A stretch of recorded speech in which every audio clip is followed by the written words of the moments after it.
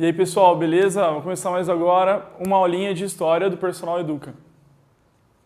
Então, gente, hoje a gente vai falar, sobre um período muito complicado da história, muito intrínseco, que gera muita dúvida e geralmente cai muito no vestibular. A gente vai falar do renascentismo comercial e urbano, formação de estados nacionais, reforma protestante, contra-reforma e expansão marítima.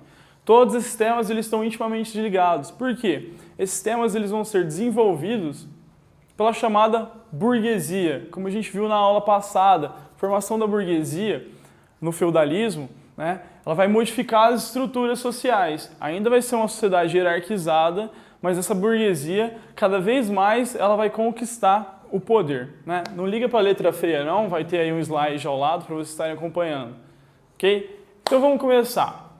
Bom, a burguesia, que é aquele camponês que passou a plantar mais, se desenvolver mais, plantar mais rápido, colher mais rápido, que acaba correndo um excedente de alimentos, passou a comercializar esses alimentos nos burgos, começou a ganhar dinheiro, lembrando sempre que na Idade Média o que era importante mesmo para a pessoa era ter terra e não dinheiro, o dinheiro era sempre em segundo plano, pois o poder ele estava focado na terra, na questão da terra.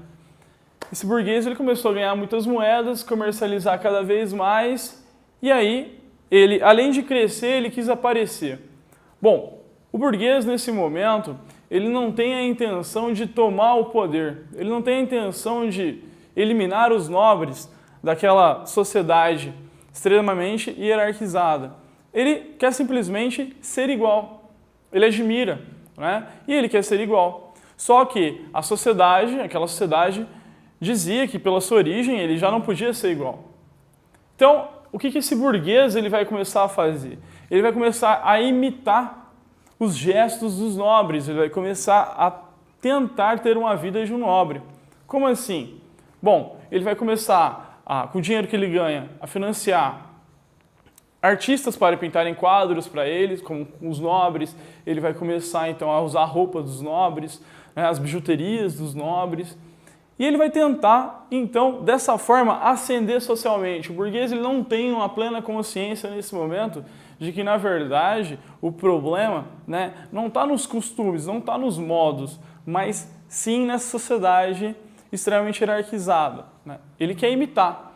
A gente pode comparar hoje mais ou menos a questão da ostentação. O burguês ele começou a ostentar nesse momento, então, para chamar a atenção da sociedade, para falar assim, olha, eu também posso.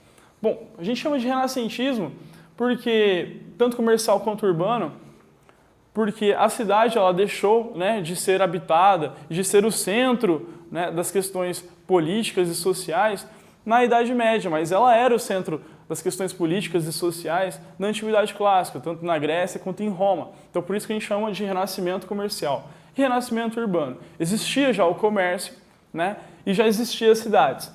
Com a burguesia ganhando dinheiro e com a questão das possibilidades do feudo serem menores, eles acabam migrando para essa cidade, acabam morando nessa cidade. E é um fato interessante que, como eles não tinham direito à terra, eles acabavam alugando pequenos espaços ou às vezes até comprando pequenos espaços. As construções elas não eram largas, assim, era um pequeno pedaço de terra, mas, como eles precisavam de espaço para trabalhar nas suas oficinas e tudo mais, eles acabavam ampliando para o alto.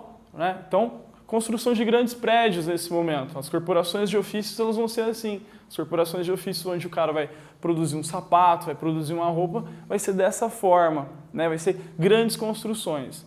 A gente sabe que naquela época não tinha uma engenharia tão privilegiada. Então, era muito comum acontecer acidente nesses lugares. Bom, enfim, continuando. Esse renascentismo possibilitou ao burguês chamar a atenção da nobreza e do clero. Então, o que o burguês fazia? Ele dava uma festa, por exemplo, e aparecia lá alguns nobres na sua residência, algumas pessoas influentes do clero. E quando essas pessoas chegavam, elas eram recebidas com festa, com música. Ele chegava na casa, via quadros maravilhosos. Os burgueses eles passam a incentivar muito a arte e eles passam a incentivar muito a questão da busca da cultura da Antiguidade Clássica. Por quê da cultura da Antiguidade Clássica? Na Antiguidade Clássica não existia essa divisão tão hierarquizada. Existia, sim, nobres na Antiguidade Clássica, escravos, servos, mas na Antiguidade Clássica era ressaltado o valor humano, né? O homem era o centro das questões, o homem era o centro da filosofia, o homem era o centro dos debates políticos gregos. Já na Idade Média, é Deus que está no centro de tudo. Então, ele busca justamente essa influência da Antiguidade Clássica para falar assim, olha, temos também valor, também temos valor. E aí ele vai financiar diversos estudiosos, né, para estar trabalhando com esses temas, para estar traduzindo alguns textos, para estar fazendo algum desses estudos. A gente pode citar, então, por exemplo, aí, Leonardo da Vinci, Michelangelo, Rafael Sanzio, entre outros artistas aí, outras tartarugas ninjas também aí, que acabam aparecendo. Esses caras, eles eram bancados, né, muitas vezes por burgueses, justamente por essa questão de ascensão social. Mas não era só na questão da arte, também era na questão da política, né? Muitos estudiosos passaram a ler os escritos políticos romanos e gregos e ali encontrar alguns argumentos para acabar com essa sociedade extremamente hierarquizada, essa sociedade onde quem manda de fato é a igreja. A gente chama esse movimento de antropocentrismo, é o homem no centro das coisas. Nesses estudos e nessa coisa toda, a gente tem o desenvolvimento muito grande da ciência. A gente tem, por exemplo, Andreas Vesalius na área da biologia, na área da medicina, onde ele vai analisar a anatomia do corpo humano. Só que tinha um probleminha naquela época. Mexer no corpo humano era considerado um ato de heresia, porque o corpo ele era visto como um templo sagrado de Deus. Se você mexesse no seu corpo para fazer alguma modificação, então isso acarretaria problemas para você. Mas Vesalius estava interessado numa coisa só, ele queria entender melhor o corpo humano, ele queria estudar melhor para saber a causa de algumas doenças. Como penitência, né, Andrés ele foi condenado a andar de onde hoje é Roma até a Palestina. Outros não tiveram a mesma sorte, acabaram morrendo e acabaram sendo esquecidos, né, pela sociedade devido a essas heresias. Pessoal, o fato do renascentismo está intimamente ligado com a reforma protestante. Por quê? Dentre os avanços tecnológicos que acabam ocorrendo nesse movimento renascentista, tem um muito importante, né? Onde hoje nós chamamos de Alemanha, na época não era Alemanha, o Estado alemão ele só vai ser formado no século XIX. Né? Um cara chamado Gutenberg inventa um negócio chamado imprensa. Né? Por que é imprensa? Imprensa é um negócio simplesmente que ele pegava e imprensava letras em um papel. E isso facilitava, né, a divulgação desse papel.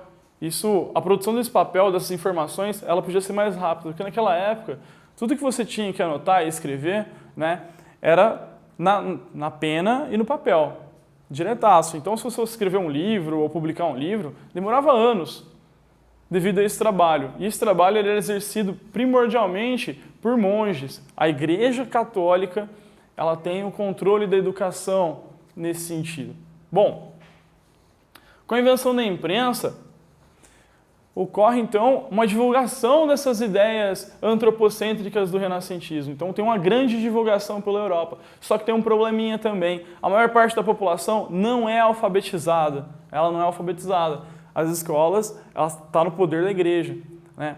E a igreja, muitos documentos que ela vai estar produzindo são em latim.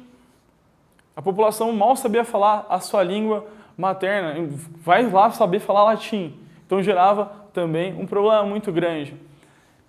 Nesse quesito, onde hoje também é a Alemanha, né, tinha um cara, um monge da Igreja Católica chamado Lutero. Lutero, ele veio de uma família pobre, mas seus pais se esforçaram muito para ele estar ingressando na universidade, né? Eles queriam que Lutero fosse um advogado. Lutero, então, ele acaba ingressando na universidade, mas o caminho leva ele para a igreja. E dentro da igreja, ele passa a trabalhar como um tradutor. E traduzindo a Bíblia, porque a Bíblia era em latim, ele começa a perceber que a igreja tem algumas práticas que não condizem com o que Jesus falava na Bíblia. Então, ele lia lá, estava traduzindo e falava assim, opa, mas espera aí, a Bíblia está falando que o reino dos céus é para quem merece, né? É para quem é bondoso, não para quem tem dinheiro. E que amai uns aos outros. Tudo que a igreja estava fazendo ao contrário.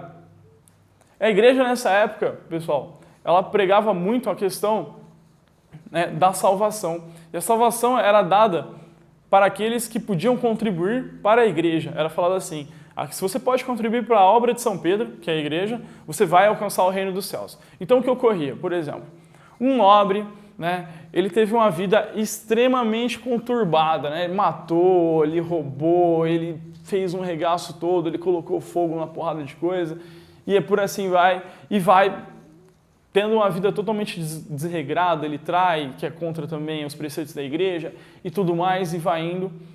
Perto do seu leito de morte, ele pega e doa 25% das suas terras, dos seus bens para a igreja, né? E aí ele é absolvido. Ele ganha um terreno no céu. Então, isso deixava, né, o resto da população indignada. Como assim o cara teve a vida toda errada e aí ele vai dar um pedaço de terra e ganha o reino dos céus? Né? Ou a compra da indulgência mesmo. Né? Isso também é uma parte de compra da indulgência, mas a compra da indulgência direta. O que ocorria? Cometi um monte de pecado. Bom, mas aí eu ia lá em Roma, pegava um papelzinho lá em Roma, com os bispos, falando que eu tinha um terreno no céu. Imagina, você vai lá e compra um terreninho no céu. Né? E aí não importa o que eu faço, eu tenho meu lugar resguardado no céu. Lutero, ele começa a traduzir a Bíblia, e ele já era contra essas práticas, e ele fala assim, tá tudo errado. Tá tudo errado. Jesus Cristo não falou nada disso, Deus não fala nada disso, a gente tem que mudar isso aí. Então Lutero, ele lança as suas teses, né? São 95 teses. E ele prega essas teses na igreja local. Isso gera um grande burburinho, né? Os nobres assustam, falam, pô, Lutero, você está ficando louco, cara? Você pode fazer isso. A igreja quer excomungar Lutero. Pede para Lutero, né, falar que as suas teses são mentirosas. Tem um grande alvoroço também por causa da imprensa, porque essas ideias do Lutero, elas passam a ser divulgadas. Mas, apesar de todo esse burburinho da igreja e dos nobres, muitos burgueses vão apoiar Lutero. Por que eles vão apoiar o Lutero? Por um motivo simples. A tese de Lutero falava que os homens eram iguais. E por falar que se os homens são iguais, essa sociedade em que eles vivem é injusta. É uma sociedade que não tem lógica. Né? É uma grande ameaça, então, para a sociedade feudal e para a igreja católica. O que ocorre? Lutero é excomungado da igreja, mas ele consegue angariar muitos adeptos para sua tese. Nessa mesma linha, né, surge também na França João Calvino. Calvino, ele vai se inspirar em Lutero, né? Antes de Lutero tinha alguns pensadores que eram contra a igreja, como John Wycliffe, mas não tiveram tanto impacto quanto esses dois. Calvino, ele também vai criticar a igreja e ele vai criar a tese da predestinação divina. Calvino vai além de Lutero. Lutero dizia o seguinte, que para você salvar, na verdade, não tem essa de você ser nobre ou você comprar um pedaço de terra no céu. É pela sua bondade, pela caridade. Então Lutero, ele acreditava na caridade. Ele falava assim, olha, você vai conseguir o reino dos céus sendo caridoso. Calvino, ele vai falar assim, cara, não adianta esse negócio de você querer o reino dos céus. Esquece. Isso aí não vai rolar. Deus, antes de você nascer, ele já dá um direcionamento para a tua vida. Bom, como é que você sabe que você vai para o céu ou para o inferno, então? Através da predestinação divina. Deus vai dar mostras para você durante a sua vida que você merece o reino dos céus. Né? E como, né, Calvino justificava essa tese? Como ele fala, qual que era, né, essa demonstração de Deus que ele iria para o céu? Era através da riqueza, do lucro. Então, para o Calvino era assim, olha, quanto mais dinheiro você ganhar, quanto mais trabalho você tiver, Deus gosta mais de você. Deus está te dando mais oportunidade. Né? Deus está te dando mais chances. Nós chamamos isso de ética protestante. Weber vai ter um livro muito importante aí, né? Tanto estudo sociológico como histórico, que é O Espírito do Capitalismo e a Ética Protestante. E é baseado nisso. Olha, então Deus gosta de você. Gosta de você por quê? Porque você tem dinheiro. Gosta de você porque você é rico, você trabalha demais. Ele muda totalmente, né, com essa tese, o foco da igreja. Por quê? A igreja, né, desde o seu surgimento, ela diz que o trabalho manual ele é indigno. Adão é expulso do céu por quê? Né? Ele é expulso do céu porque ele contraria a Deus e sua punição é trabalhar. A palavra trabalho, ela vem de castigo. Agora, mudou o foco. Em vez de trabalho ser um castigo, ele é uma forma de mostrar que você vai para o reino dos céus. Então, a reforma protestante ela vai mudar muito o panorama dentro da Europa. A igreja começa a perder poder, é óbvio. Né? Ela começa a perder adeptos. Ela perdendo adeptos, ela começa a perder dinheiro, ela começa a perder força. Né? Isso também vai agradar a alguns reis que a gente vai trabalhar daqui a pouquinho. E é claro que ela não vai ficar calada diante de tudo isso. Ela vai ter uma atitude sobre isso. Qual vai ser a atitude da igreja perante a essa reforma? A contra-reforma. O que é a contra-reforma? Basicamente é o seguinte, são medidas para impedir o avanço da reforma protestante dentro da Europa e medidas para conseguir novos adeptos para a igreja. Né?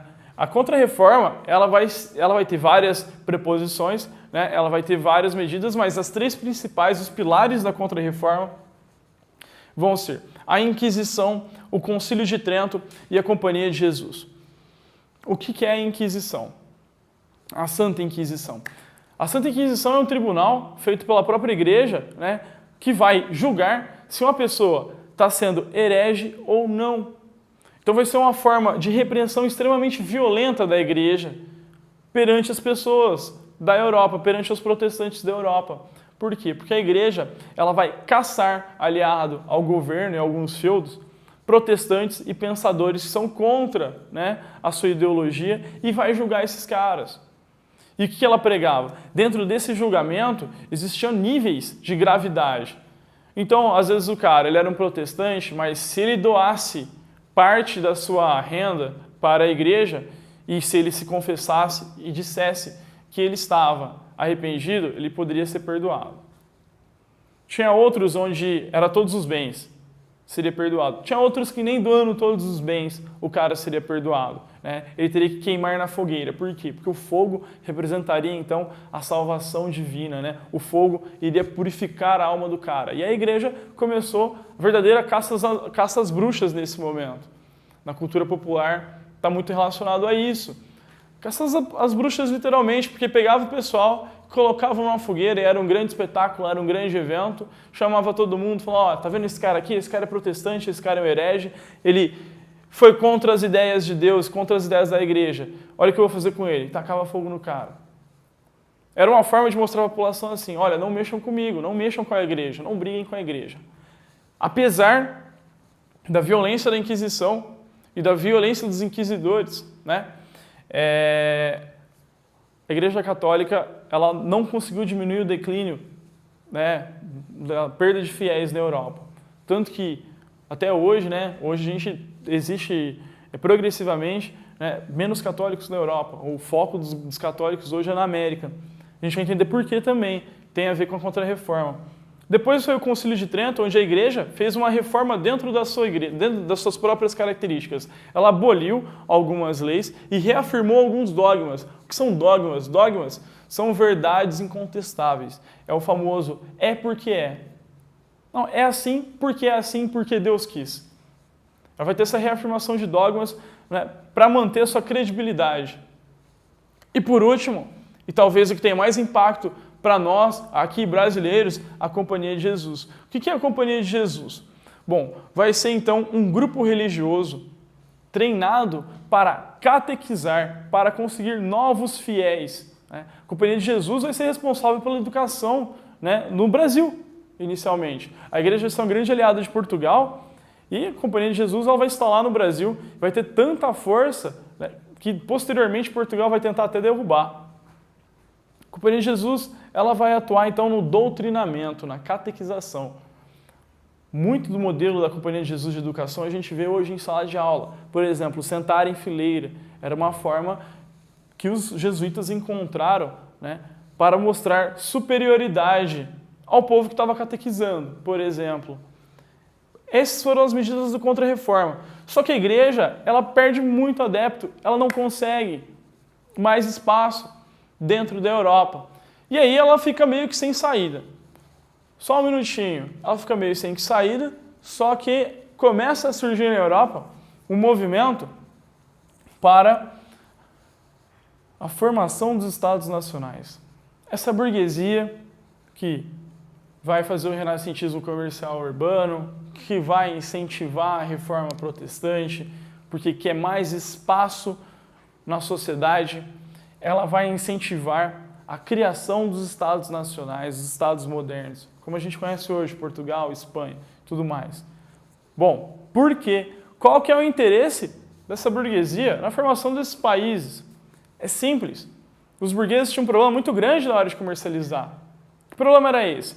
A cada feudo que ele ia, a cada lugar que ele ia, a cada distância, a moeda era diferente, o peso era diferente, a medida era diferente e o imposto era diferente. Então, por exemplo, uma distância de um feudo de outro de 50 quilômetros, às vezes, né, esse burguês tinha que trocar a moeda. O que para ele dificultava muito o comércio. Era muito demorado, era muito burocrático. Então o que o burguês vai fazer? Ele vai se voltar para a figura do rei.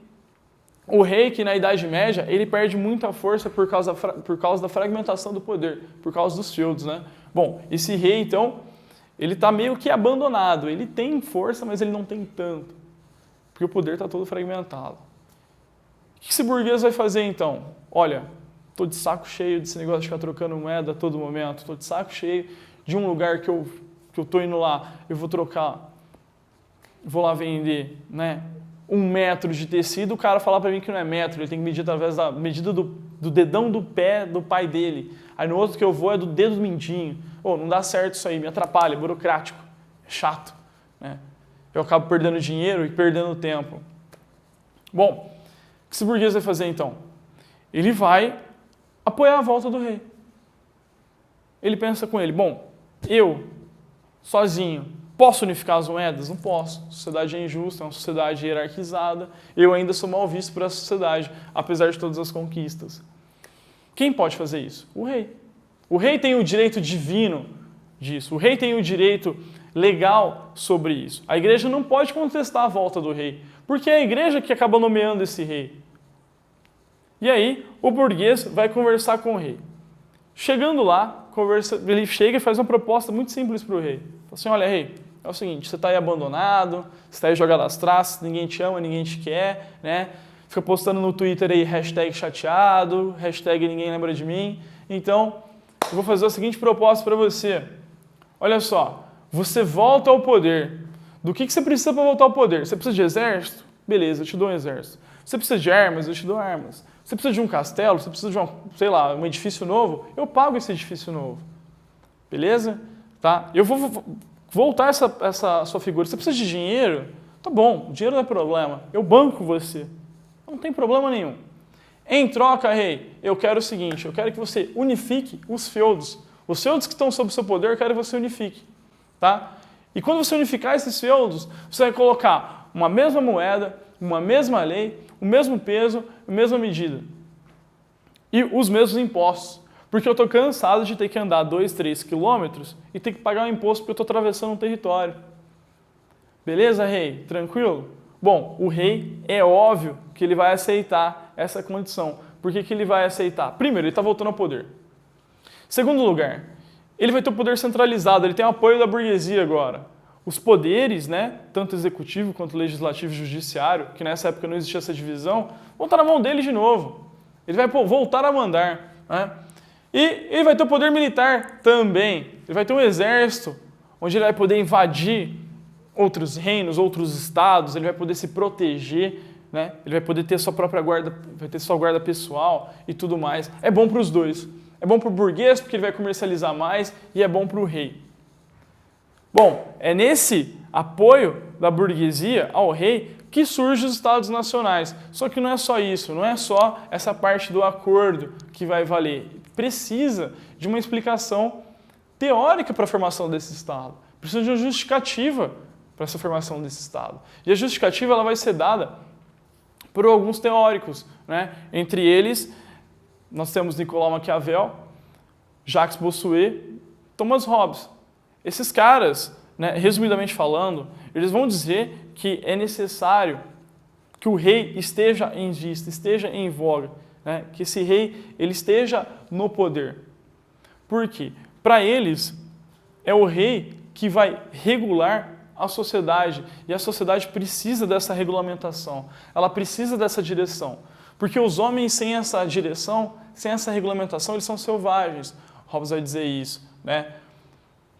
Bossuet, por exemplo, ele vai dizer que o rei, na verdade, ele é um representante de Jesus Cristo na Terra, né?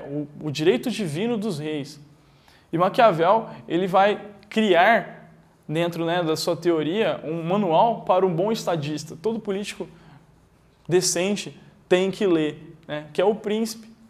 Nesse livro ele vai estar trabalhando, né, quais medidas o rei tem que estar tomando. E aí vem até o termo maquiavélico, que é interpretado de forma errada. Geralmente, quando você fala maquiavélico, a pessoa é ruim. Não é isso. O Maquiavel, ele, na sua frase, ele diz: os fins justificam os meios, desde que os meios sejam para o bem da maioria. Então, o Maquiavel vai dizer assim: olha, se for preciso matar uma pessoa para salvar 100, mata-se uma pessoa. Se for para o bem da maioria, faça. E que é melhor ser temido do que amado. É melhor ter um rei que as pessoas tenham medo do que ter um rei que as pessoas amem. Porque se as pessoas te amam, segundo Maquiavel, ela se sente no direito de te prejudicar.